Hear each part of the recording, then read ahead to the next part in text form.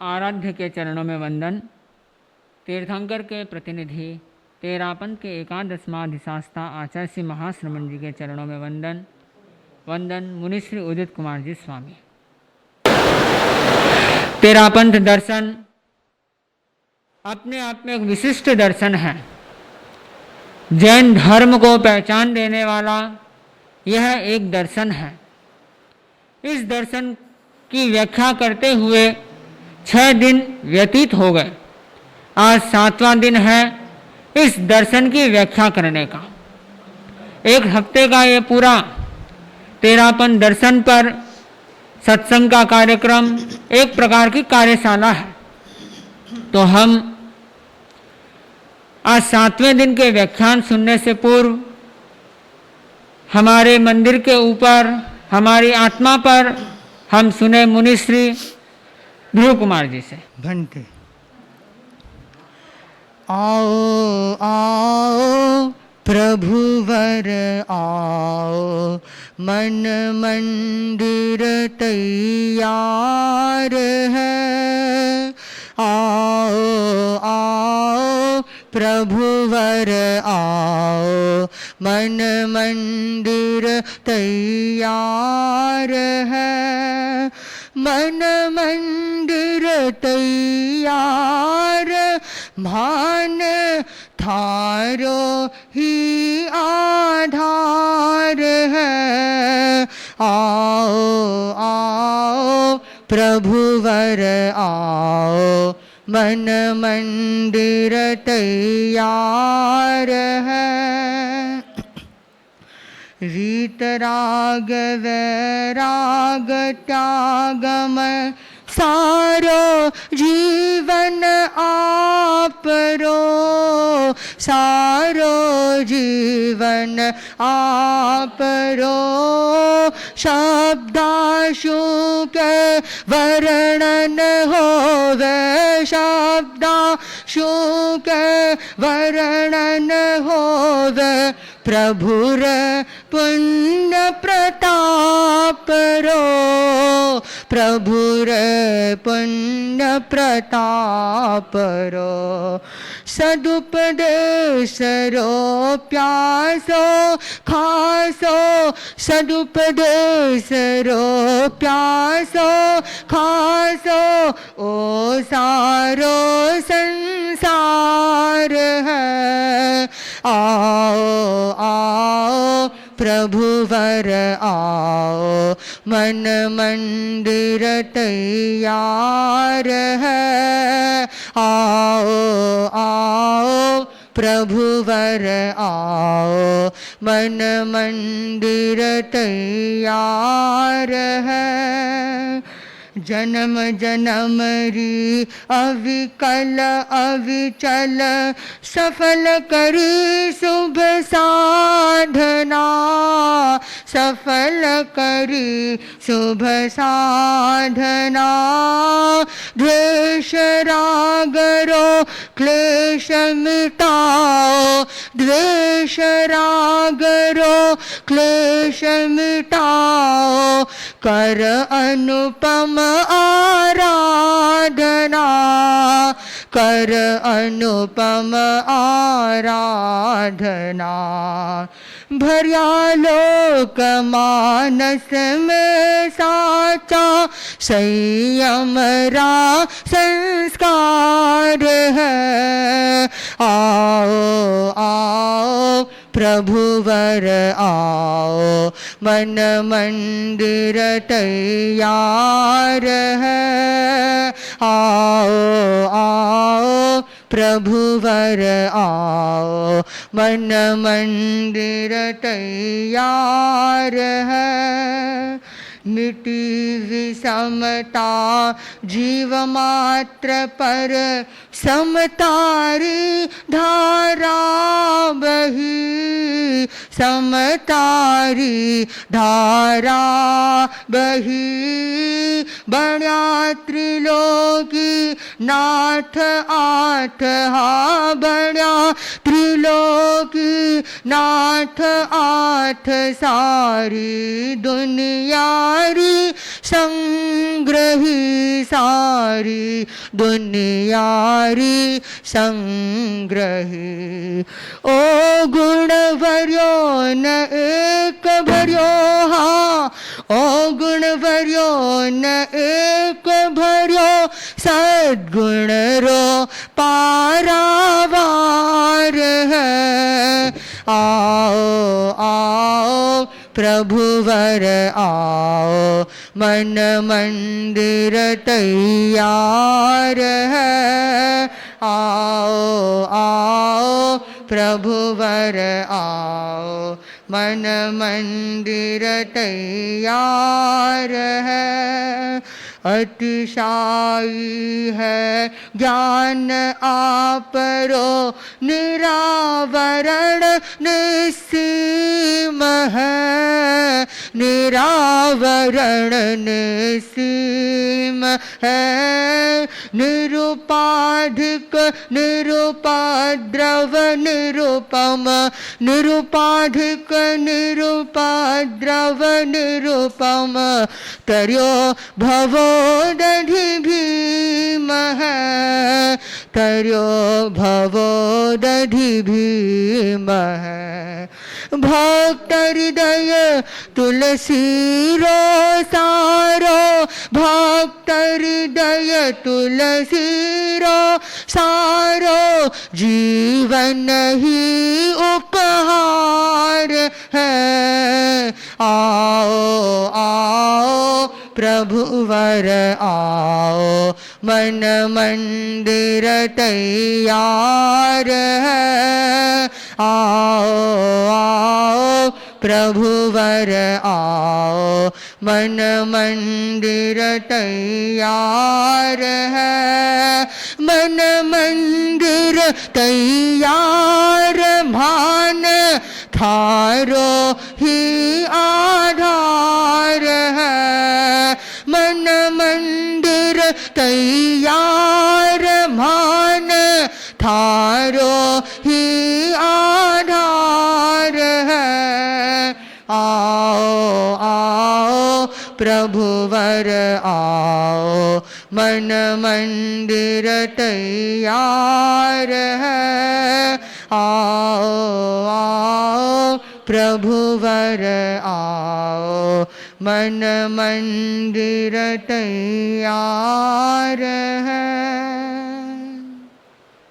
हम जाने हमारे त्रिलोकीनाथ ने स्वयं को हमारे लिए अपने मन में बैठाने के लिए कहा, अपने मन मंदिर में या प्रस्तरों की मंदिर में।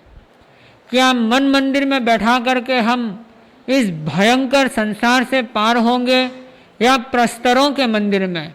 तो हम इस तथ्य को जानें, इस तथ्य को समझें, इस तथ्य को अपने जीवन में साथ करें। इसलिए मैं इस तथ्य की व्याख्या करने के लिए निवेदन करूंगा मुनिश्री उदित कुमार जी स्वामी से। धम्मो मंगल मुक्तिठम, अहिंसा संजमो तवो, देवा वितम नमन संति, जस्स धम्मे शयामणो।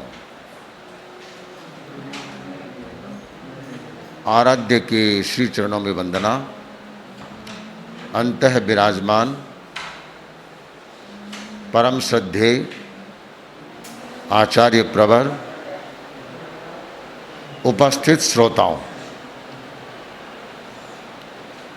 तेरा पंथ और मूर्ति पूजा इस संदर्भ में हमने कल विस्तृत रूप में चर्चा की। हम अब उसी विषय को आगे बढ़ा रहे हैं। तेरा पंथ धर्म शासन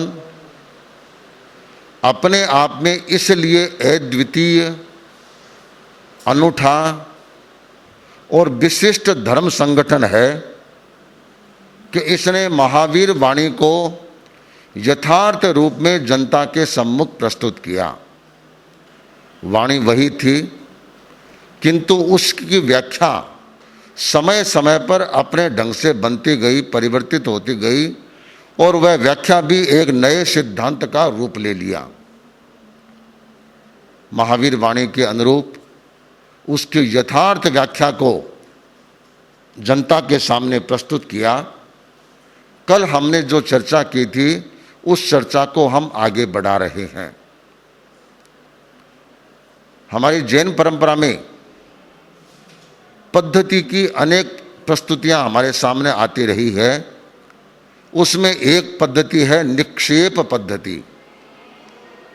कल हमने इसकी चर्चा शुरू की कि निक्षेप 4 प्रकार के हैं: नाम, स्थापना, द्रव्य और भाव। नाम किसी भी रूप में हो सकता है, व्यक्ति का नाम, जातिगत नाम, स्थानगत नाम। तो नाम किसी भी रूप में हो सकता है। नाम होने मात्र से वह वंदनीय और पूजनीय नहीं बनता। हमारे लिए भगवान ऋषभ वंदनीय है, पर अगर किसी व्यक्ति का नाम ऋषभ है तो नाम होने मात्र से वह वंदनीय नहीं बनता। किसी का नाम महावीर है, किसी का नाम पार्श्व है, तो नाम होने मात्र से वह वंदनीय और पूजनीय नहीं बनता।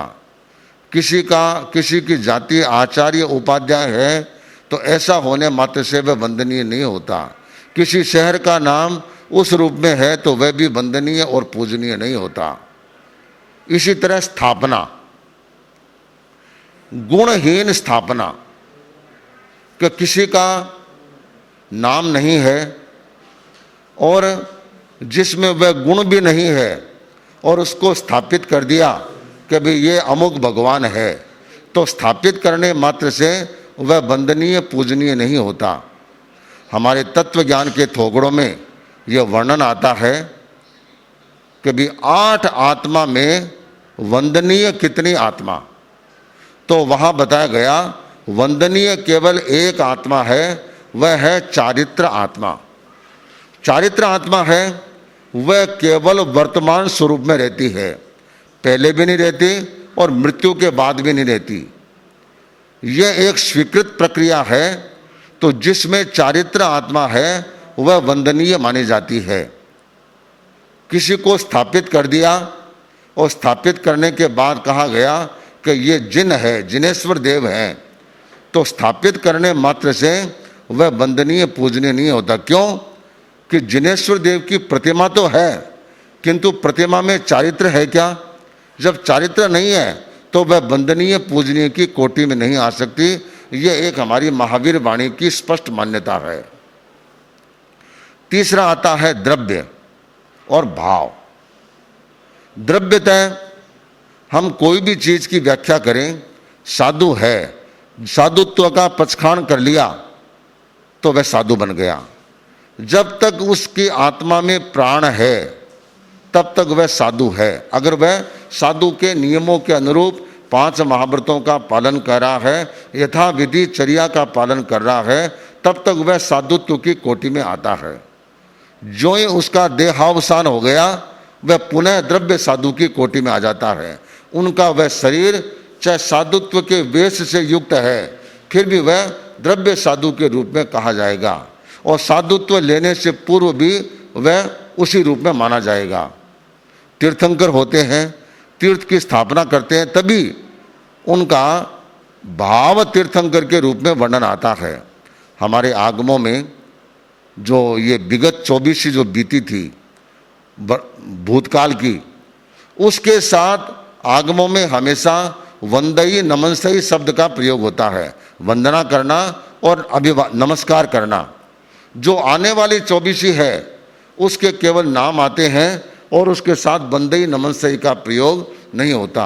इससे अपन अनुमान लगा सकते हैं कि होने वाले तीर्थंकर आज कहीं भी हो सकते हैं।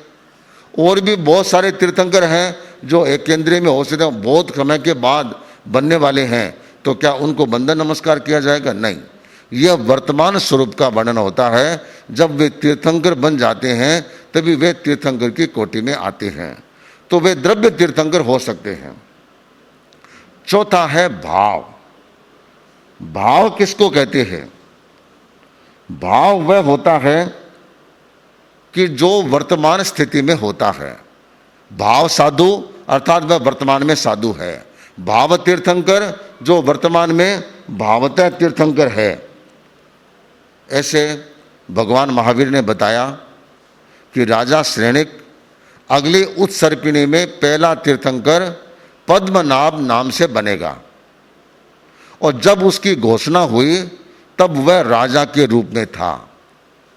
अगर मान लो तीर्थंकर होने की घोषणा हो गई तो क्या भगवान महावीर के साध्वियों ने राजा श्रेणिक को वंदना की?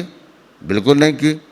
क्या वे तो शादीशुदा थे, उनके रानियां भी थी, रानियों को भी पता लग गया कि हमारे पतिदेव हैं, वे आगे जाकर के पहले तीर्थंकर बनने वाले हैं, किंतु कभी भी रानियों ने उनको वंदन नमस्कार नहीं किया।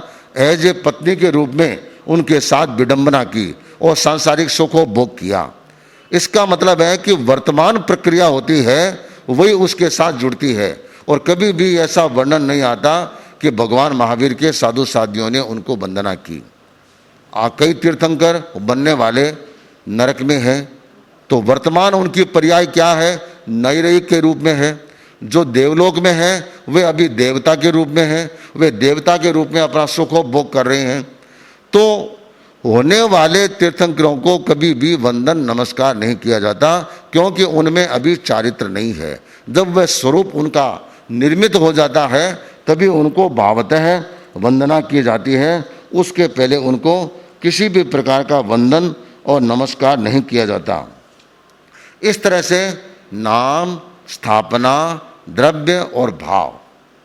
नाम, स्थापना और द्रव्य, अमूर्ति पूजक ये लोग मानते हैं कि नाम, स्थापना और द्रव्य ये वंदनीय नहीं होते हैं। वंदनीय केवल क्या होता है?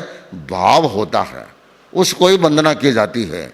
जो लोग मूर्ति पूजक हैं वे कहते हैं कि हमने उनको स्थापित कर दिया, उनकी प्राण प्रतिष्ठा, वे लोग प्राण प्रतिष्ठा करवाते हैं। तो प्राण प्रतिष्ठा का मतलब क्या? उसमें प्राण तो आए नहीं, तीर्थंकर तो मोक्ष पधार गए, वे तो वहाँ है नहीं। ऐसी स्थिति में यह कैसे संभव हो सकता है? इसलिए यह संभव बिल्कुल भी नहीं हो सकता।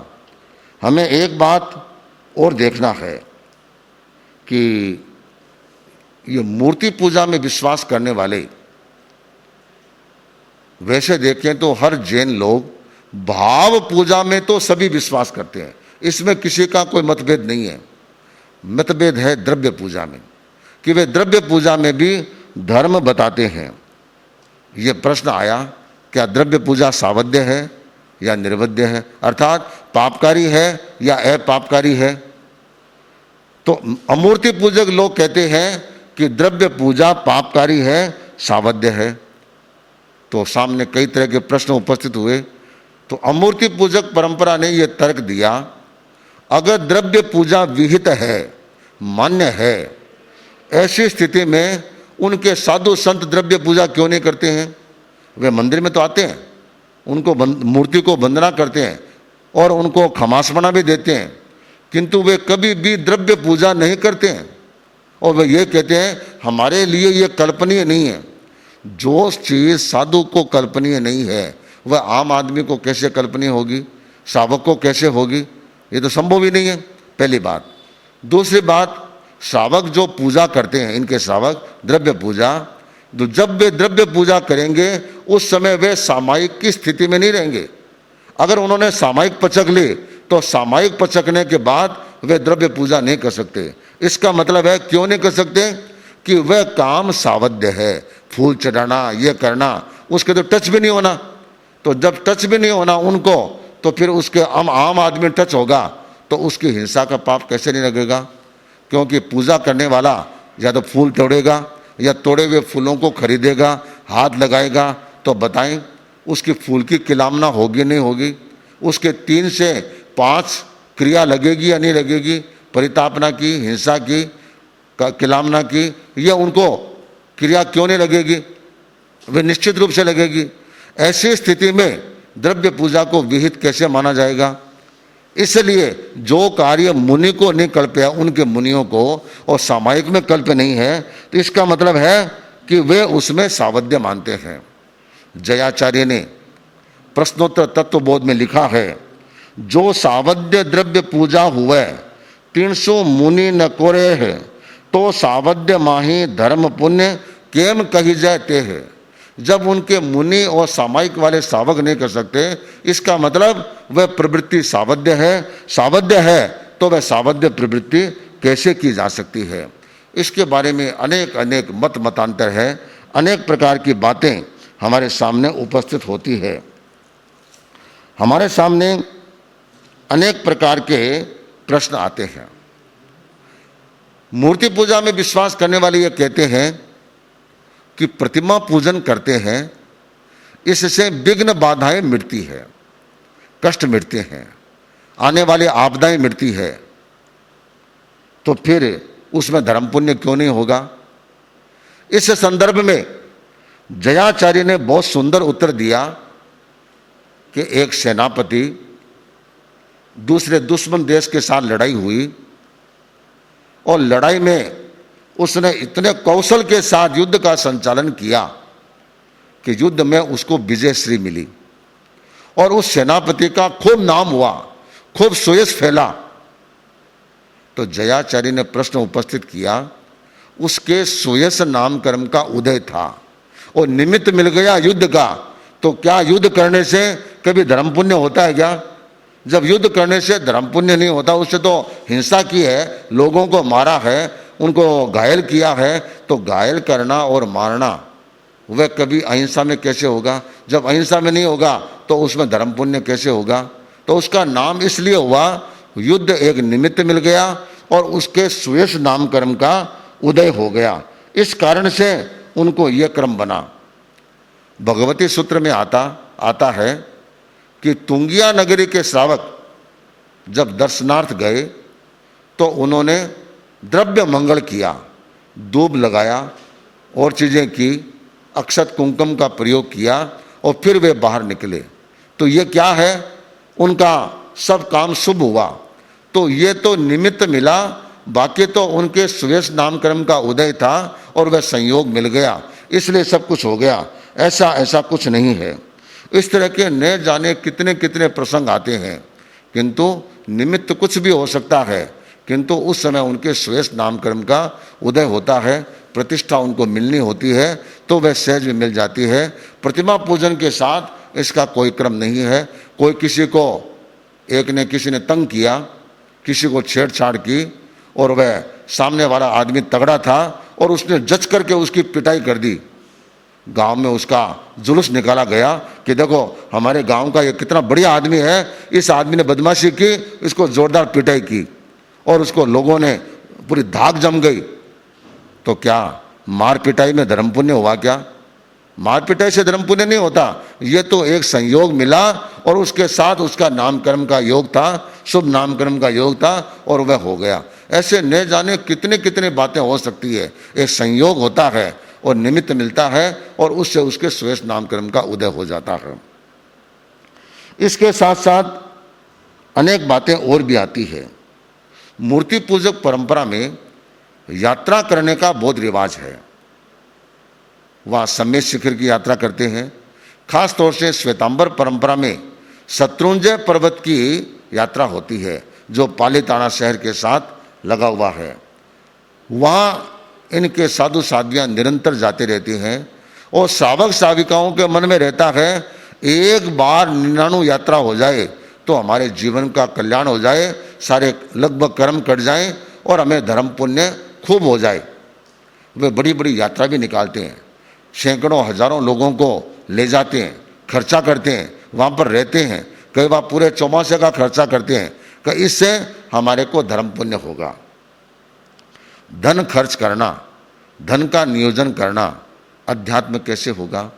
हमने पहले भी चर्चा की थी, करना, कराना और अनुमोदन करना तीनों एक समान हो गए। धन का व्यय किया चाहे किसी के लिए किया, उसको अगर धर्म पुण्य मानेंगे तो क्या धन कमाना भी धर्म पुण्य होगा। अगर धन कमाना भी धर्म पुण्य है तो साधु संतों की ये जमात क्यों खड़ी की जाए। वे भी फिर संसार बसाते, वे भी धन कमाते और इस तरह से धन का खर्च करते, उससे धर्म पुण्य हो जाता। बिना मतलब पैदल चलते हैं, भूख प्यास सहन करते हैं, गर्मी सहन करते हैं, बिहारों में कितना कष्ट होता है उस कष्ट को सहन करते हैं, और 6 महीने 12 महीने में ये लोच और आता है इसका भी कष्ट सहन करते हैं। बिना मतलब का कष्ट क्यों सहन करे? घर बसाए, धन कमाए और खूब खर्चा करे और उससे धर्म पुण्य हो जाएगा। इसका मतलब है धन कमाना जब पुण्य नहीं है, धर्म नहीं है, तो खर्च करना धर्म पुण्य कैसे होगा? फिर उसका अनुमोदन करना धर्म पुण्य कैसे होगा? यह एक स्पष्ट चीज हमारे सामने आती है। आगमों में कई जगह ऐसे प्रसंग आए हैं। एक सोमिल नाम का ब्राह्मण, उसने भगवान महावीर से पूछा, भगवान आप किस यात्रा को महत्व देते हैं? किस यात्रा को महत्व देते हैं? भगवान महावीर ने कहा, सोमिल मैं उस यात्रा को महत्व देता हूं कि जहां पर उपवास आदि अनशन तपस्या होती है, जहां अभिग्रह रूप तपस्या होती है, जहां निरंतर स्वाध्याय आगम स्वाध्याय चलता है, जहां चारित्र पालन में बड़ा यत्न रखी जाती है, बड़ा संयम रखा जाता है, बड़ी जागरूकता रखी जाती है, ऐसी प्रवृत्ति जहां पर होती है मैं उस यात्रा को सबसे महत्वपूर्ण मानता हूं। इसी तरह अनेक अनेक ग्रंथों में इसका वर्णन आता है। ज्ञाता सूत्र में शुक सन्यासी और थावच्चा पुत्र के बीच में एक संवाद आता है। वहां भी यह पूछा है जत्ता भे कि भगवान आपकी यात्रा किस रूप में करते हैं? तो थावच्चा पुत्र ने कहा, मैं निरत स्वाध्याय में निरत रहता हूं, चारित्र पालन में जागरूक रहता हूं और निरंतर अपने प्रमाद को दूर करता रहता हूं। इस यात्रा में मैं निरंतर चलता रहता हूं। इसी तरह उत्तराध्ययन सूत्र में हरिकेशी, हरिकेश बल और ब्राह्मणों का संवाद चलता है और उसमें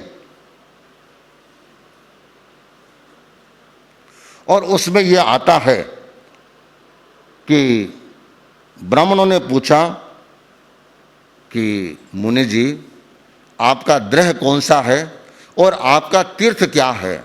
तीर्थ कहाँ है, किस रूप में है? क्योंकि ब्राह्मण परंपरा में जगह जगह आश्रम और तीर्थ होते हैं। तो उत्तराध्ययन सूत्र में आता है कि वहाँ पर उन्होंने कहा कभी ब्रह्मचर्य रूप जो धर्म है ये तो मेरा द्रह है और शांति प्राप्त करना यह मेरा तीर्थ है। उन्होंने कभी यह नहीं कहा कि गिरनार मेरा तीर्थ है, शत्रुंजय मेरा तीर्थ है या अन्य जो है स्थान गिरी पर्वत ये मेरे तीर्थ है, ऐसा कभी नहीं कहा।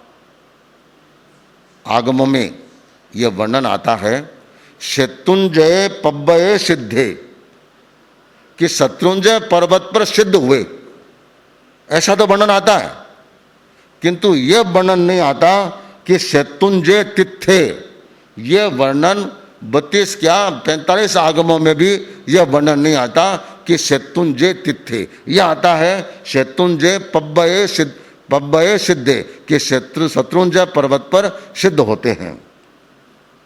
इसके अलावा पन्नवणा में एक महत्वपूर्ण बात मिलती है।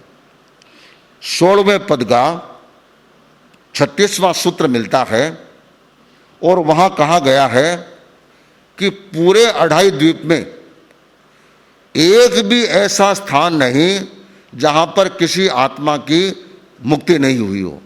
हर जगह पर, हर क्षेत्र पर, हर आकाश प्रदेश पर मोक्ष गए हैं, जीव मोक्ष गए हैं। तो फिर शत्रुंजय की बात क्या है? फिर तो वह कहीं भी जहां खड़े हैं आप वहां भी कोई न कोई जीव मुक्ति गया है, तो क्या उस जगह को वंदना नमस्कार करेंगे? तो वह वंदन नमस्कार कैसे संभव होगा? हो ही नहीं सकता। जगह जगह पर हुए हैं, तो वहां पर आप किस किस स्थान को वंदन नमस्कार करेंगे? जयाचार्य ने एक तर्क बहुत महत्वपूर्ण दिया। वह यह दिया कि भाई आप कहते हैं शत्रुंजय पर्वत बहुत पवित्र है, पावन है और वहाँ पर अनंत अनंत सिद्ध हुए हैं। ये बात अगर आप कहते हैं ये कैसे होगा? अगर आप उसको पावन और पवित्र मानते हैं, ऐसी स्थिति में आप उसके ऊपर जाते हैं, उस पर पैर रखते हैं तो आपके परंपरा के हिसाब से अगर वह तीर्थ है, पवित्र है, तो आप उस पर पग कैसे रखते हैं, वहाँ पर बैठते कैसे हैं? इस आपकी मर्यादा के अनुसार, आपके नियमों के अनुसार वह अपवित्र है पैर रखना और पाप है, तो आप वहाँ पर पैर कैसे रखते हैं? और जहाँ आप चलते हैं, जहाँ खड़े होते हैं, जहाँ बैठते हैं, वहाँ भी तो कोई ना कोई सिद्ध हुआ है। इसका मतलब हुआ ये केवल स्थावर तीर्थ है। वास्तविक तीर्थ वह है जो आत्मा की विशुद्धि का क्रम बनता है। हम जितना जितना धर्म और अध्यात्म में लगेंगे उतना ही हम आगे बढ़ सकेंगे और तभी हमारे लिए वंदनीय और पूजनीय बन सकेगा। अन्यथा ऐसी स्थिति में हम वह रूप नहीं बना सकेंगे। हमने चर्चा की कि साधु संत, जंगाचारण मुनि, विद्याचारण मुनि विद्या के बल पर और साधना से प्राप्त विद्या के बल पर वे नंदेश्वर द्वीप और रोचक द्वीप जाते हैं। 8वां नंदेश्वर द्वीप और 15वां रोचक द्वीप, वहाँ पर जाते हैं और वहाँ जिन चैत्य बना हुआ है तो ये कहते हैं कि वे चैत्य को वंदन करते हैं। वंदन नहीं कहते हैं, चैत्य का मतलब वहाँ ज्ञान की चर्चा करते हैं कि हे भगवान, आपने जैसा हमको बताया था वही दृश्य हम यहाँ देख रहे हैं। धन्य है आपके ज्ञान को, जैसा आपने बताया वो बहु वैसा ही हमें यहाँ पर मिला। ये उसकी प्रशंसा करते हैं, उसके आधार पर यह बात कही जाती है। इसके साथ साथ एक बात और महत्वपूर्ण मिलती है और एक चीज और आती है।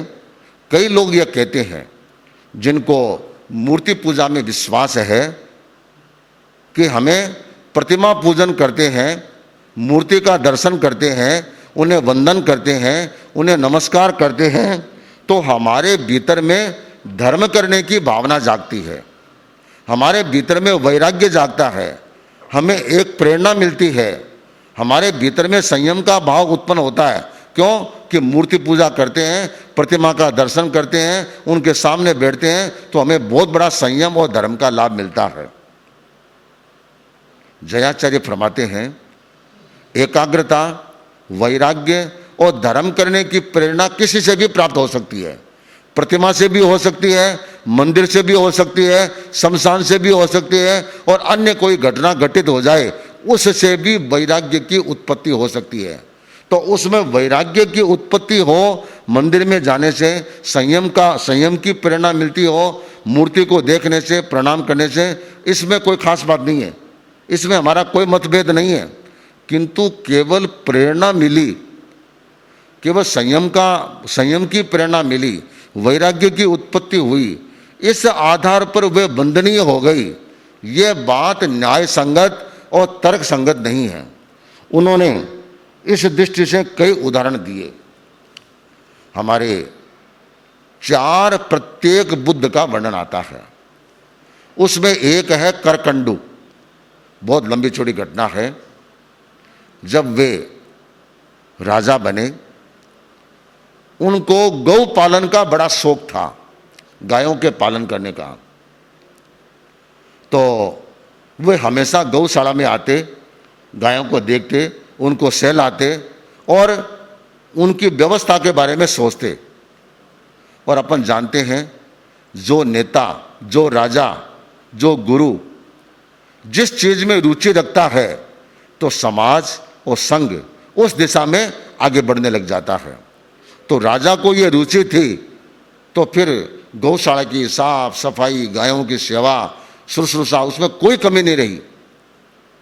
वहाँ एक बछड़ा जन्मा, भी गायें रहेंगे वहाँ बछड़े जन्मते रहते हैं, और वो बछड़ा 5-10 दिन का हुआ। और आप जानते हैं, छोटे बच्चे होते हैं ना, वे उछल कूद बहुत करते हैं। छोटे बालक होते हैं, वे भी कितने उछल कूद करते हैं, कभी कहीं उछलते हैं, कभी कहीं जाते हैं, कभी कहीं जाते हैं। इस तरह का बछड़ा है, वह भी कितना उछल कूद कर रहा था। राजा आया, वह एकदम सफेद झक बछड़ा, और इतना पवित्र लगता था, इतना सुंदर लगता था, इतना गमता लगता था, इतना मनोहारी लगता था कि राजा ने उसको हाथ में उठा लिया और राजा ने उसको खेलता। और जो ही वह राजा को आते हुए देखता, भाई जानवरों का एक मोह होता है, एक छोटा कुत्ते का पिल्ला होता है, वह भी थोड़ा परिचित हो जाता है, वह भागता हुआ आता है, तो वह बछड़ा जो राजा को देखता उनके पास आता, उनसे लिपट जाता। राजा के भी उस बछड़े के साथ एक स्नेह भाव जाग गया, उसके बाद ही राग भाव जाग गया।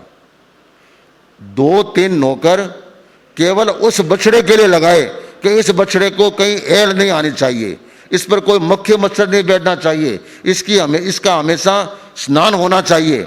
उसका बड़ी परवरिश की। थोड़ा बड़ा होने लगा और वह राजा के उसके साथ खेलता है, दौड़ता है, चलता रहा। फिर करकंडू कोई युद्ध के काम में लग गया, कहीं युद्ध करने गया था। पुराने जमाने में युद्ध लंबे चलते थे, कई महीनों के बाद आया, फिर सरकारी व्यवस्था में लीन हो गया और वह कई वर्ष तक, काफी समय तक गौशाला में गए ही नहीं। फिर थोड़ा फ्री हुआ, फिर याद आई, रे गौशाला में गए तो कितना कितना लंबा समय हो गया। गौशाला में गया, जाते उस बछड़े की ओर निहारा कि बछड़ा कहाँ है, नजर नहीं आया। जो गौशाला में काम करते थे, अरे वह जो सफेद बछड़ा था वह कहाँ गया? राजा साहब वह तो वहां है, चलो मुझे दिखाओ। आज आया नहीं सामने। वह जाकर के देखा, बूढ़ा हो चला, दांत गिर गए, एक तरफ शांति से सुस्ता रहा था, उसके ऊपर मक्खियां भिन भिना रही थी। अरे ये बछड़ा वही है?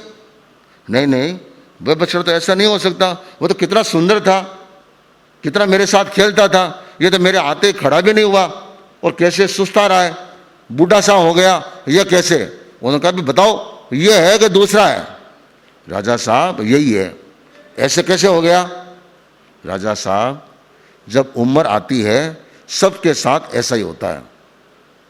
अच्छा, जब उम्र आती है तब सबके साथ ऐसा ही होता है, तो फिर क्या होता है? उम्र पूरी होने के बाद वह खुदा का बंदा बन जाता है, फिर वह मर जाता है, जहां उसकी गति होनी होती है वहां चला जाता है।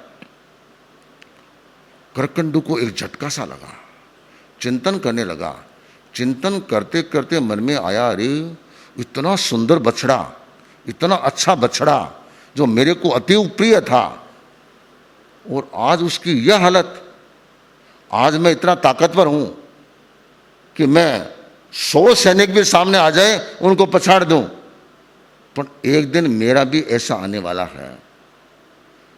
तो करकंडू, ऐसा दिन जब आएगा तब मेरे को कौन पूछेगा?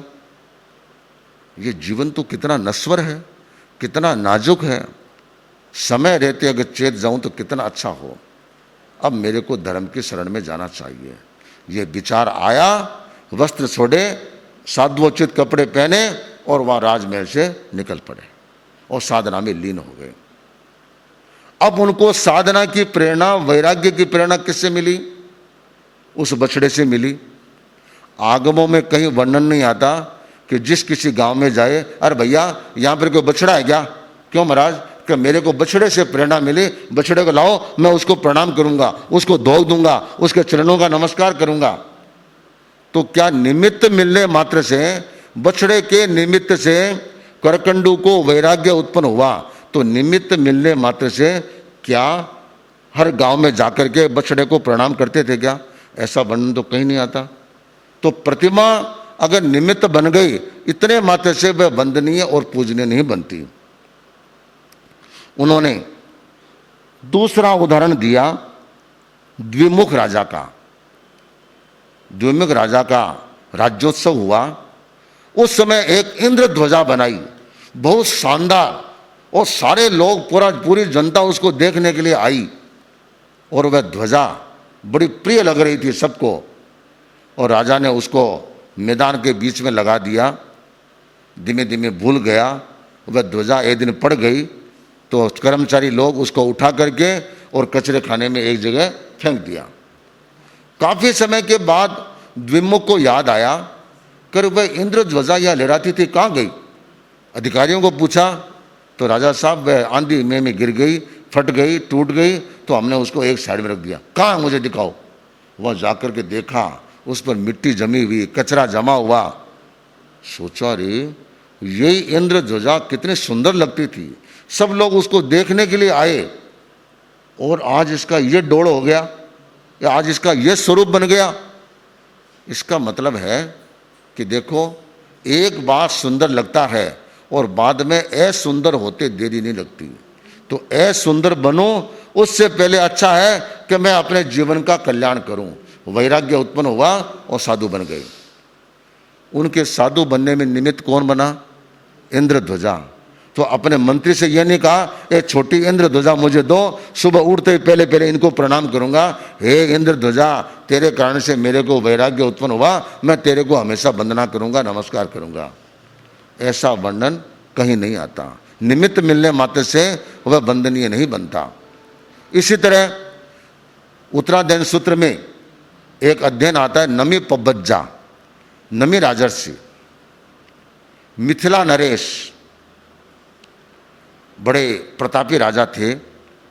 कहते हैं उनके 500 रानियां थी, 500 रानियां, उनमें एक महारानी थी।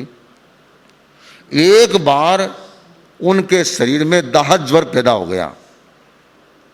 पुराना जमाना था, उस समय में जितनी रानियां होती उसको स्टेटस सिंबल माना जाता था। आजकल तो लोग देते हैं कि एक को भी निभा लें तो काम हो जाए, किंतु उस जमाने की एक अलग परंपरा थी। एक बार नमी राजा के शरीर में दाह ज्वर पैदा हुआ, पूरे शरीर में जलन, इतनी जलन कि उनको छटपटा रहे। वैद्यों को बुलाया, वैद्यों को बुला करके उनको दवा दी। दवा देते हैं, एक बार लगता है कि कुछ क्षण के लिए ठीक हुआ, अगले क्षण वापस वही गर्मी, वही जलन, और टिका नहीं जा रहा है, सहन नहीं हो रहा है, सहन की सीमा से बहुत आगे निकल गया। भाई वैद्यों ने सारे इलाज कर लिए, फिर सोचा एक बावना चंदन आता है जो इससे ठंडी चीज कोई नहीं होती है। अब बावना चंदन बहुत कड़क होता है, लकड़ी, उसको घसना पड़ता है। तो महारानी ने कहा इतनी रानियां हैं, ये सेवा करेगी? तो सारे लोडी उसको लेकर के पत्थर पर सब घिसती है। अब 500 रानियां एक साथ घिसती है तो बावना चंदन काफ़ी घिस जाता है। वैद्य आते हैं, पूरे शरीर पर उसका लेप करते हैं। जो लेप करते हैं, एक बार उनको त्राण मिलता है, राहत मिलती है कि हाँ भाई अब मेरे बहुत अच्छा है। जब त्राण मिलता है तब कुछ खाता है, पीता है, घूमता है, फिरता है।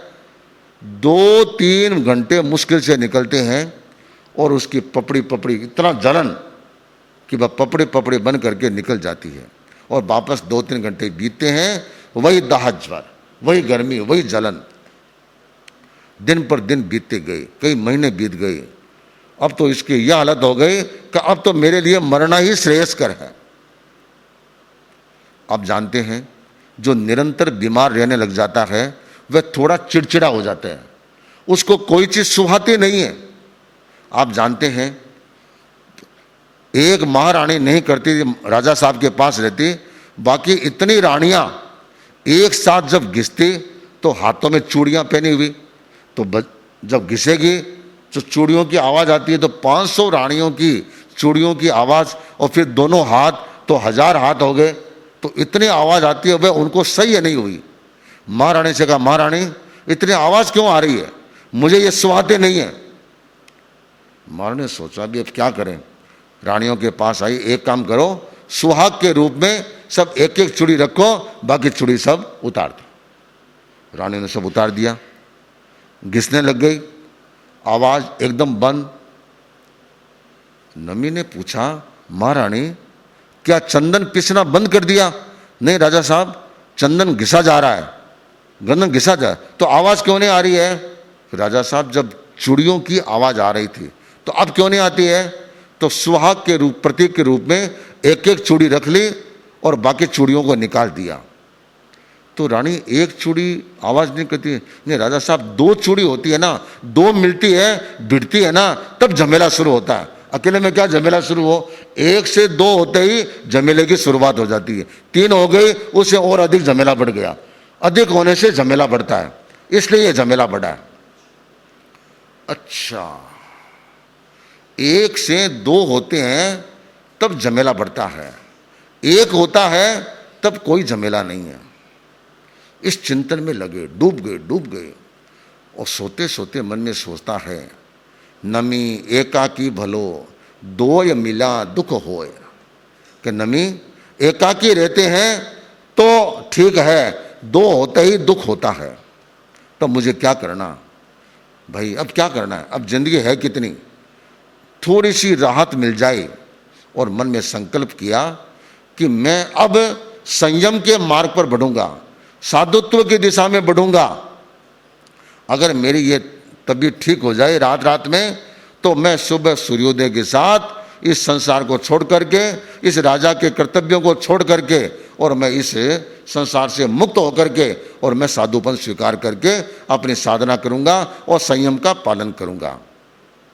संयोग ऐसा मिला, जो यह संकल्प किया, जो चीज भावना चंदन ने अपना काम नहीं किया, वह एक संकल्प ने अपना कमाल करके दिखा दिया, जादू करके दिखा दिया, एक चमत्कार कर दिया। और सुबह सूर्योदय हो उसके पहले पहले ऐसा लगा कि मानो कोई जलन पैदा हुई नहीं थी, एकदम स्वस्थ। सबको बड़ी प्रसन्नता हो गई कि राजा साहब स्वस्थ हो गए। महारानी से कहा, महारानी अब मैं जा रहा हूं। वेश छोड़ा। राजा साहब ऐसे कैसे, मैंने संकल्प किया है कि मैं स्वस्थ बन जाऊं, तो अब मैं संसार को छोड़ करके साधुत्व के मार्ग पर चलूंगा। मंत्रियों ने, सबने रोका, कहा कि राजा ने कहा कभी मैं बचा हूं, इस संकल्प से बचा हूं, मैं तो मौत के मुहाने पर चला गया था, अब मैं साधुत्व को स्वीकार करूंगा। शहर को छोड़ दिया और शहर को छोड़ करके निकल पड़े। अब नमी राजा को प्रेरणा किससे मिली? चूड़ी से मिली। चूड़ी से उनमें वैराग्य उत्पन्न हुआ। तो जब वहां से प्रस्थान किया तो अपने जो उपकरण लेकर के गए, क्या महारानी से एक चूड़ी लेकर के गए थे क्या कि सुबह सूरज उगते ही चूड़ी को सामने रखूंगा, ए चूड़ी देवी, तेरे के कारण से, तेरे प्रताप से मेरे को ये वैराग्य उत्पन्न हुआ, इसके कारण से मैं संयम के पथ पर आया हूं। निमित्त बना चूड़ी, किंतु निमित्त मिलने मात्र से चूड़ी उनके लिए वंदनीय और पूजनीय नहीं बन सकी। इसी तरह हमारे उत्तराधीन सूत्र में एक समुद्रपाली धनाढ्य धनवान व्यक्ति का वर्णन आता है। एक चोर ने चोरी की और राजा ने उसको सूली पर चढ़ाने का आदेश दे दिया कि उसको खुली सूली पर चढ़ाना है, कोई भी आदमी देख सकता है। इसलिए कि जो छोटी मोटी चोरियां करते हैं उनमें एक दहशत फैल जाए, एक भय फैल जाए कि भाई आपने चोरी करते पकड़े गए, इस तरह से कुमौत मारे जाएंगे। रोड पर भीड़ खड़ी है, चोर को देख रहे हैं। वहां समुद्रपाली नाम का अमीर आदमी, उसने देखा, देखो रे यंग आदमी है, जवान आदमी है, हट्टा कट्टा आदमी है, और इसको मारा जा रहा है। और वह सूली के स्थान पर देखा, उसको चढ़ा दिया गया, वह चिल्ला रहा है, वेदना हो रही है। मन में आया कि देखो इस आदमी ने पाप किया, अगले जन्म में तो भोगेगा वह जाने, इस जन्म में भी ये भोग रहा है। देखो बिना मौत मारा जा रहा है, उम्र कितनी लंबी थी, बिना मौत मारा जा रहा है, कितना कष्ट से मर रहा है। ओहो, जो आदमी कर्म करेगा उसको भोगना पड़ेगा। अरे मैं कर्म क्यों करूं? मैं कर्म करूंगा तो मुझे भी भुगतान करना पड़ेगा। वैराग्य जगा, साधुत्व को स्वीकार किया और संयम के पथ पर आ गया। उसका निमित्त कौन बना? चोर बना। आगमों में कहीं वर्णन नहीं आता कि समुद्रपाली गांव गांव जाकर में पूछे, भाई तुम्हारे गांव में चोर कौन है, उसको मुझे मेरे पास भेजो, मैं चोर को प्रणाम करूंगा, क्योंकि चोर के कारण से मेरे को प्रेरणा मिली। तो वह कभी भी चोर को प्रणाम नहीं किया। ये न जाने कितने कितने प्रसंग है। निमित्त कोई भी मिल सकता है, पर निमित्त मिलने मात्र से कोई भी चीज वंदनीय पूजनीय नहीं हो सकती। जयाचार्य ने कहा, प्रतिमा आपके वैराग्य बढ़ने में निमित्त बन सकती है, आपको प्रेरणा देने में निमित्त बन सकती है, आपको संयम प्राप्ति में निमित्त बन सकती है। अगर निमित्त मिलने मात्र से वंदनीय और पूजनीय हो गया, तब तो चूड़ी, चोर और उस बैल बछड़ा और वह इंद्रध्वज, ये सारे वंदनीय की कोटि में आ जाएंगे। तो केवल निमित्त मिलने मात्र से यह कुछ नहीं होता। इसलिए मूर्ति पूजा के संदर्भ में देखो, जो लोग मूर्ति पूजा मानते हैं उनका अपना विश्वास है, अपन उनका विरोध नहीं करते हैं, कभी भी विरोध करने का अधिकार नहीं है, सबकी अपने अपने मान्यता है।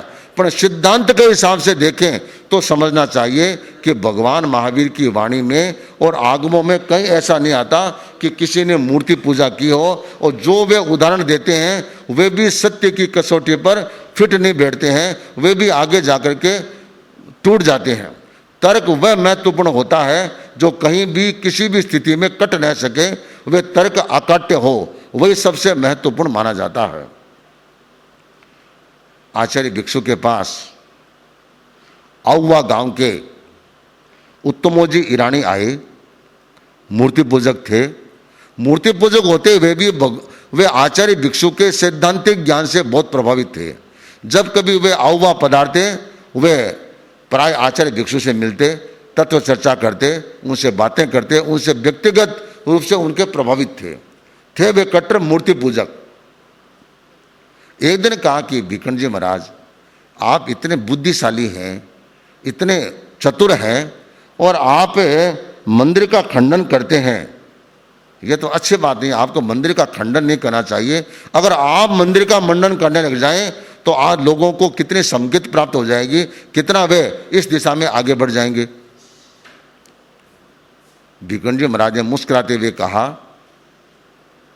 कि उत्तमो जी, ये बताओ, तुम्हारे पास अगर 50,000 रुपये आ जाए और एक्स्ट्रा आ जाए तो क्या तुम मंदिर का निर्माण करोगे? कि मुनिश्री, मैं तो निश्चित रूप से करूंगा गुरुदेव, निश्चित रूप से करूंगा, ये तो मेरे लिए धर्म पुण्य है। 50,000 रुपये आते ही मैं एक मंदिर का निर्माण तो अवश्य करूंगा। अच्छा, तो कहा कि भिखंड जी, पीछे इतने इतने सेठ साहूकार हुए हैं और उन्होंने इतने इतने मंदिर बनाए हैं, तो क्या वे अज्ञानी थे क्या जो उन्होंने इतने इतने मंदिर बनाए हैं? तो आचार्य भिक्षु ने कहा, तुम 50,000 रुपया में मंदिर बनाने के लिए तैयार हो गए, तत्पर हो गए। मैं तुम्हारे से एक प्रश्न पूछता हूँ, यह बताओ, तुम्हारे में योग कितने, तुम्हारे में उपयोग कितने, तुम्हारे में गुणस्थान कौन सा, तुम्हारे में ये कितना? ऐसे तत्व ज्ञान के 5-6 प्रश्न पूछे। उत्तमोजी ईरानी ने कहा, महाराज मेरे को ये ज्ञान नहीं है। आचार्य भिक्षु ने मुस्कुराते हुए कहा, जैसे तुम्हारे को ज्ञान नहीं है, ऐसे भी पीछे जितने धनाढ़ लोग हुए थे, मंदिर बनाए थे, पता नहीं उनमें भी कितना अज्ञान भरा हुआ होगा, उनको भी कौन सा ज्ञान था। ज्ञान होना अलग चीज़ है और पैसे से बनाना अलग चीज़ है। जो जैसा होता है वैसा ही किया जाता है। मंदिर बनाना कोई महत्वपूर्ण नहीं है, महत्वपूर्ण है इस बात को समझे कि उसमें कितनी हिंसा होती है।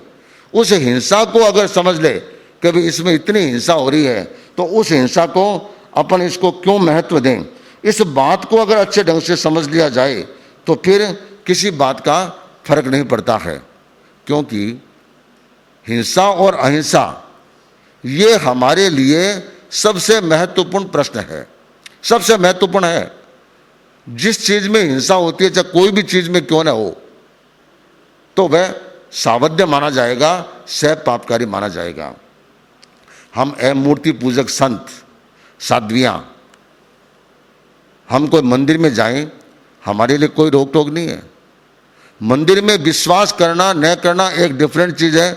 हम तो रास्ते में चलते हैं, कितने उपाश्रयों में ठहरते हैं, मंदिर परिसर में ठहरते हैं, तो वहाँ ठहरना अपने आप में क्या दिक्कत है? कोई दिक्कत नहीं, कहीं भी ठहर सकते हैं। चर्च में ठहर जाते हैं, मस्जिद में ठहर जाते हैं, गुरुद्वारों में ठहर जाते हैं, कहीं भी ठहर जाते हैं। तो जैन मंदिर ये तो हमारे लिए और अनुकूल जगह होती है, तो ठहरना करना ये कोई बुरा नहीं। मूर्ति पूजक परंपरा के कितने कितने ज्ञानवान संत आचार्य मिलते हैं, उनसे हम बातें करते हैं, वे भी बड़े उदार विचारों के हैं, उनकी मान्यता अपने अलग जगह है, किंतु जब कभी मिलते हैं बड़ी सहृदयता से मिलते हैं और मिल करके और हम साथ में बातें करते हैं। एक बार श्रद्धेय मंत्री मुनि श्री सुमेरमल जी स्वामी सूरत में विराजमान थे। वह मूर्ति पूजक परंपरा के टॉप 5 गच्छाधिपति, जो अपनी अपनी परंपरा के बड़े, और एक एक के नीचे कम से कम 1,500, 2,000, 2,500 साधु साध्वियाँ। ये अलग बात है, उनके नीचे आचार्य भी 10, 15, 20 उपाध्याय, गणी, प्रवर्तक बहुत थे, किंतु उस परंपरा के वे सबसे बड़े गच्छाधिपति होते हैं। ऐसे 5 गच्छाधिपति में एक जय घोष सूरी जी महाराज, वे सूरत में विराजमान थे। उन्होंने लोगों से सुना कि तेरापंथी महाराज आए हैं और उनके पास अच्छी उपस्थिति होती है और वे तत्व ज्ञान की चर्चा भी करते हैं, तत्व सिद्धांत भी बताते हैं, तेरापंथ की परंपरा के बारे में बताते हैं और उनके फरमाने का तरीका एक बड़ा ज़बरदस्त है। तो उन्होंने अपने श्रावक को भेजा, अगर उनकी अनुकूलता हो तो उपाश्रय में पधारे, उनसे बात करनी है। तो क्या दिक्कत है, अपन तो घरों में भी दर्शन देने जाते हैं और कहीं जाते हैं, और एक इतने बड़े आचार्य आह्वान करे तो वहाँ एक सम्मान के रूप में जाना, ये तो अपने आप में अच्छी बात है। मुनिश्री पधारे, वे स्वयं अपने पट्ट से खड़े हुए, आज वे आचार्य से भी ऊपर है, किंतु फिर भी उन्होंने एक संत को सम्मान दिया, एक परंपरा के प्रतिनिधि बन करके गए। मैं भी साथ था, तो वहाँ बराबर पट्ट पर बिठाया, खुद बैठे। उनके जितने शिष्य आचार्य थे वे सब नीचे बैठे थे। उनका कहा कि तुम नीचे बैठो, नीचे बैठे और फिर चर्चा की और उन्होंने समझा। कहा कि आचार्य जी ने कहा कि मुनि जी, हम जानते हैं कि मुपत्ति वाले द्रव्य पूजा में विश्वास नहीं करते, और आप हमें जानते हैं कि हम मुपत्ति वाले नहीं हैं, हम द्रव्य पूजा में विश्वास करते हैं। ये तो ठीक है, अपने अपने मान्यता है, इसमें ज़्यादा चर्चा परिचर्चा करने में कोई फ़ायदा नहीं है। क्यों कि आप द्रव्य पूजा से इधर आने वाले नहीं हैं और हम भी उधर जाने वाले नहीं हैं। अपन तो ये चाहते हैं कि जैन धर्म के सिद्धांत महावीर वाणी को हम कैसे आगे बढ़ाएं। तो मुनिश्री ने कहा कि आचार्य जी, हम समय समय पर अपने श्रावकों के बीच में तो प्रवचन करते ही हैं, आपका अच्छा प्रभाव है। गांव में जाते हैं तो अन्य समाज के लोगों के बीच में भी अपन प्रवचन करें। प्रवचन करेंगे, हो सकता है मांसाहारी शाकाहारी बनेंगे, मद्यपान करने वाले मद्यपान छोड़ेंगे, अन्य अन्य जो तंबाकू गुटखा का सेवन करते हैं वे उसको छोड़ने का प्रयास करेंगे, और थोड़े भी अनुकूल बने तो अपने धर्म का कितना प्रचार प्रसार होगा। हम अपने दायरे तक सीमित न रहे। सामान्यतः मूर्ति पूजक परंपरा में अन्य लोगों के बीच में प्रवचन करने की परंपरा नहीं है। करते हैं 2, 3, 4 प्रसिद्ध हैं, वे समाज से थोड़े डिस्कनेक्ट होकर के और वे प्रवचन करते हैं, उनका अच्छा प्रभाव है। किंतु बाकी परंपरा, मूर्ति पूजक परंपरा में अपने परंपरा के लोगों के बीच में ही प्रवचन करने का रिवाज है। तो वास्तव में देखा जाए, और वे जब मुनिश्री जाने लगे, मंत्री मुनिश्री, तो वे स्वयं खड़े होकर के कुछ कदम साथ चले, उनके कुछ संत कुछ दूर तक पहुंचाने आए। ये जो उदार भाव आया है, सब परंपरा के बीच में हमारी उदारता बनी रहे, एक दूसरे के साथ हम समझते रहें तो हमारा अच्छा रहेगा। किंतु इस बात का भी ध्यान रखें, हमारी उदारता भी रहे, इसके साथ साथ हम एक दूसरे से मिलते रहें, किंतु इसके साथ साथ हम अपने सिद्धांतों पर अडिग रहें, मजबूत रहें, और ये ध्यान रहे हम अमूर्ति पूजक हैं, हम द्रव्य पूजा में विश्वास नहीं करते हैं। उस परंपरा को, उस सिद्धांत को, उस मान्यता को कड़ाई से दृढ़ता के साथ पालन करें, और फिर किसी से मिलते हैं, उदारता से मिलते हैं, तो वह उदारता का भाव भी हमारे में बना रहे। ये हमारे लिए बहुत अपेक्षित है। ये पिछले 1 सप्ताह से तेरापंथ दर्शन पर एक प्रवचन माला चल रही थी। उस प्रवचन माला का एक बार यहाँ पर तेरापंथ दर्शन की प्रवचन माला का समापन हो रहा है। सब इससे लाभान्वित होकर के तेरापंथ दर्शन को समझ करके और इस दिशा में आगे बढ़े, इसी भावना के साथ ओम अरहम। आपने इस हफ्ते में तेरापंथ दर्शन के विषय में समझा। अनुकंपा, दान, मिथ्यात्विकीकरणी, मूर्ति पूजा आदि अनेक तथ्य जो तेरापंथ को मौलिक और आगमानुरूप बताते हैं, हम इन तथ्यों को गहराई से जाने, देखें, सुने और सम्यक्त्व की ओर बढ़ते जाएं। इसी के साथ ओम अरहम। आप सुने मंगल पाठ। चत्तारि मंगलम अरहंता मंगलम सिद्धा मंगलम साहु मंगलम केवली पन्नतो धम्मो मंगलम। चत्तारि लोकोत्तमा अरहंता लोकोत्तमा सिद्धा लोकोत्तमा साहु लोकोत्तमा केवली पन्नतो धम्मो लोकोत्तमो। चत्तारि शरणं पवज्जामि अरहंति शरणं पवज्जामि सिद्धे शरणं पवज्जामि साहु शरणं पवज्जामि केवली पन्नत्तं धम्मं शरणं पवज्जामि।